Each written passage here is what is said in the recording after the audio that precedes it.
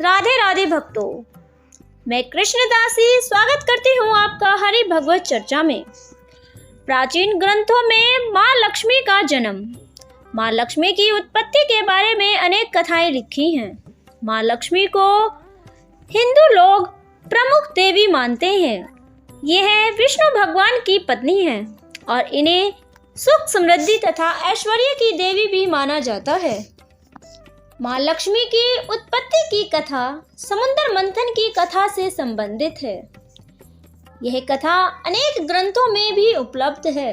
शास्त्रों और पुराणों के अनुसार एक बार महर्षि दुर्वासा घूमते घूमते एक मनोहर वन में गए। वहां पर एक विद्याधरी सुंदरी ने उन्हें दिव्य पुष्पों की एक माला भेंट की।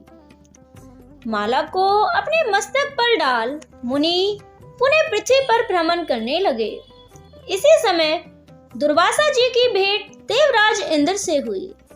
देवराज इंद्र को दुर्वासा जी ने वह माला दे दी। उस माला को अपने से तुच्छ मानते हुए देवराज इंद्र ने उसे ऐरावत के मस्तक पर डाल दिया। ऐरावत हाथी ने माला की सुगंध के कारण उसे सूंड से उतारकर अपने पैरों तले रोन डाला। माला की ऐसी दुर्दशा देख महर्षि दुर्वासा जी क्रोधित हो गए और उन्होंने इंद्र को श्रीहीन होने का श्राप दे डाला। श्राप के प्रभाव से इंद्र श्रीहीन हो गए। संपूर्ण देवलोक श्रीहीन हो गया और असुरों का शासन हो गया। इसी कारण लक्ष्मी दुखी मन से स्वर्ग त्याग कर बैकुंठ को चली गई और महालक्ष्मी में लीन हो गई। समस्त देवता असुरों से संत्रस्त होकर इधर उधर भटकने लगे। तभी वह सब लोग परेशान होकर ब्रह्म जी के पास गए। ब्रह्म जी ने उन्हें सलाह दी कि हमें विष्णु भगवान के पास जाना चाहिए। ब्रह्मा जी को अपने साथ लेकर सभी देवता लोग विष्णु भगवान की शरण में गए। पहले तो विष्णु भगवान ने इंद्रदेव को उनकी भूल याद दिलाई। इंद्रदेव को अपनी भूल पर पछतावा हुआ और उन्होंने विष्णु भगवान से क्षमा मांगी। तब विष्णु भगवान ने देवताओं को बताया कि वे असुरों की सहायता से सागर मंथन कर सकते हैं। तभी उन्हें सिंधु कन्या के रूप में लक्ष्मी जी पुनः प्राप्त होंगी।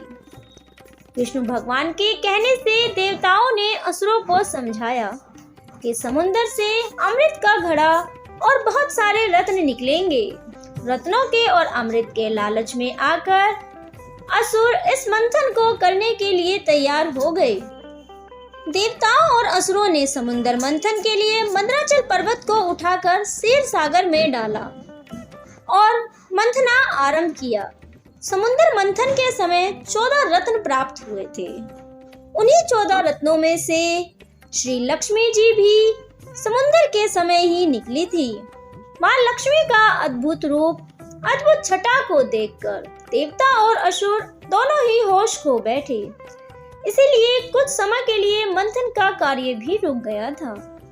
सभी देवता और दैत्य लक्ष्मी जी पर मोहित हो गए और उन्हें प्राप्त करने की इच्छा करने लगे। उसी समय देवताओं के राजा इंद्र ने लक्ष्मी जी को सुंदर आसन दिया।